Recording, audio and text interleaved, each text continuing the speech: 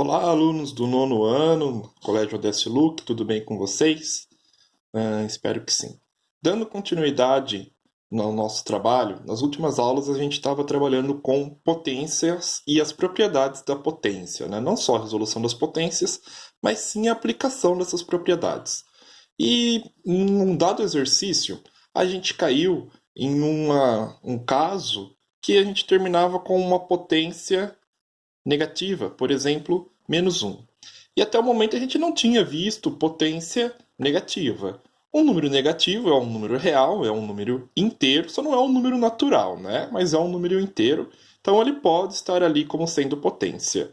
Mas e aí, como fica a resolução neste caso? Vamos pensar no seguinte exemplo. Vamos supor que nós temos a divisão de 2 elevado ao cubo por 2 elevada à quarta potência. Então, se a gente aplica aquela propriedade da potência na divisão, eu mantenho a base e subtraio os expoentes. Então, fica 2 elevado a 4. Fazendo o cálculo, a gente termina com 2 elevado a -1. Então, esse aqui é um exemplo de potência que termina aí com um expoente negativo. Ok, não vamos resolver desta forma. Vamos pensar no seguinte: se a gente fosse realizar a divisão, como ficaria isso aqui? 2 elevado à terceira é 2 vezes 2 vezes 2, não é isso que nós vimos? Perfeito. E dividido por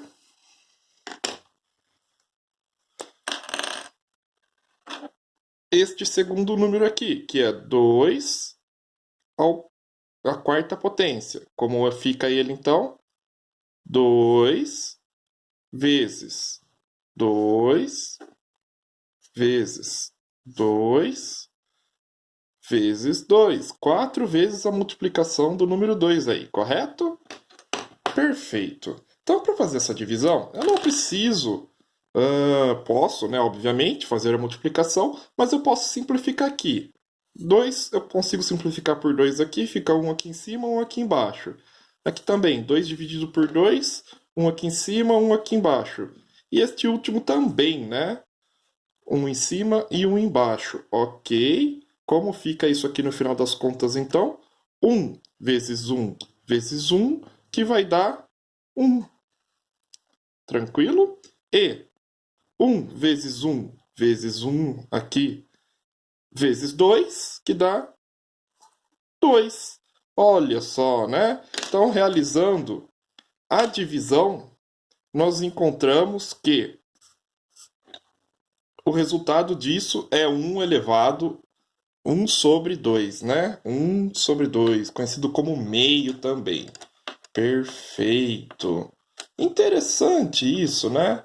E isso vai ser uma propriedade que vai se repetir sempre. Então, quando eu tiver, por exemplo, 3 elevado a -1, eu simplesmente vou escrever que esse valor é igual a 1 terço. Né? O 3 fica no divisor e o 1 no denominador. Quando eu tiver 4 elevado a -1, eu posso dizer que isso aqui é igual a 1 quarto. Quando eu tiver 5 elevado a -1, eu posso dizer que isso aqui também vai ser 1 quinto. E assim por diante, né? Se eu tiver, por exemplo, agora o contrário, 1 sobre 7, eu posso dizer que isso aqui é igual a 7 elevado a -1. A construção contrária também é válida, né? Se eu tiver 1 décimo, eu posso dizer que isso aqui é igual a 10 elevado a -1, e assim por diante. Então a gente consegue fazer os dois caminhos. Tanto sair da potência com base negativa e terminar numa fração, e sair de uma fração e terminar com a potência na base negativa. Os dois caminhos são válidos. Disso, nós tiramos mais uma propriedade da potência. Qual é essa propriedade, turma? A gente sai que todo número real A, então, vai ser qualquer número. A gente deu aqui alguns exemplos, né? 3, 4, 5. Mas agora a gente está falando de um número real A. Então, vai ser qualquer número real aí. Com A sendo diferente de zero, obviamente não podemos ter zero, teremos então que quando esse número real A estiver elevado a menos 1, ele vai ser igual a 1 dividido por este número real A. E isso facilita muito a nossa vida na hora de fazer as contas aí, né? Perfeito, né, turma? Beleza, professor, entendi isso aí. Mas e se a gente tiver um outro caso, né? Um caso, por exemplo, que ao realizar a nossa divisão das potências, como este aqui, eu não vou terminar com o número menos 1. Eu vou terminar com o número negativo, porém diferente do menos 1. Aqui, como é que fica a aplicação da propriedade? Conserva a base e subtrai os expoentes, 5 menos 8. Então, no final, nós terminaremos com 2 elevado a menos 3. Menos 3, né? Se fosse menos 1, era simplesmente fazer aquela inversão. Mas menos 3 agora, como vai ficar isso aí? Então, de novo, antes de aplicar a propriedade, vamos trabalhar com a divisão em si. Então, 2 elevado à quinta é a multiplicação 5 vezes aí do número 2. 1, 2, 3, 4 e 5. Ok. E isso dividido